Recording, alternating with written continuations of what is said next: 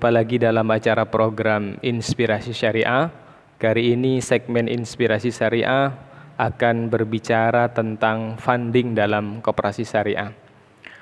Sebagaimana kita ketahui bahwa funding adalah upaya yang dilakukan oleh sebuah institusi atau lembaga dalam mengumpulkan dananya.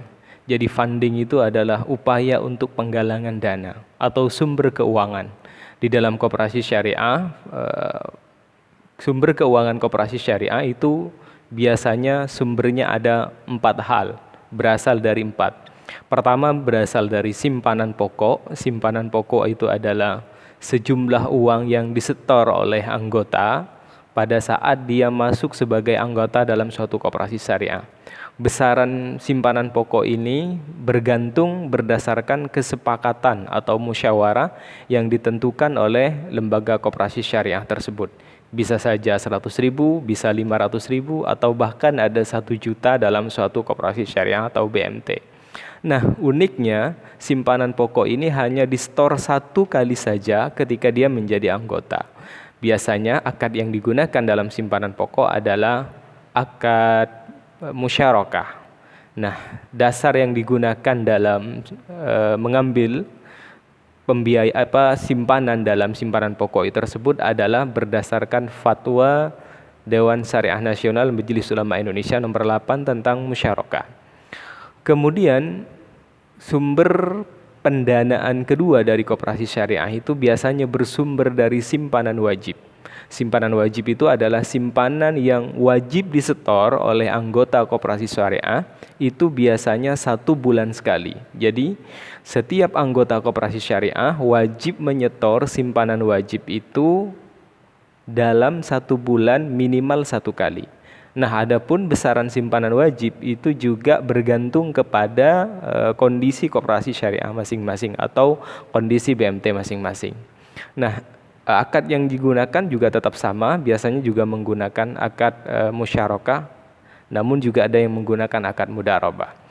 Kemudian sumber pendanaan yang ketiga atau sumber funding dalam koperasi syariah yang ketiga itu berasal dari simpanan sukarela atau ada yang menyebutnya dengan simpanan mudharabah. Nah, akad yang digunakan biasanya itu berupa akad mudharabah atau juga akad wadi'ah.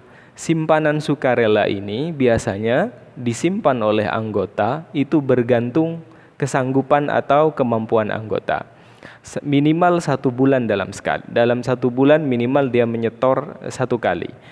Kalau seumpamanya andai kata saya memiliki uang sejumlah uang 500.000 dalam suatu koperasi syariah itu simpanan pokoknya 100.000, maka akan diperinci oleh koperasi syariah itu 100.000-nya untuk simpanan pokok, 20.000-nya untuk simpanan wajib, adapun sisanya yakni sebesar 380.000 akan dimasukkan ke dalam simpanan sukarela.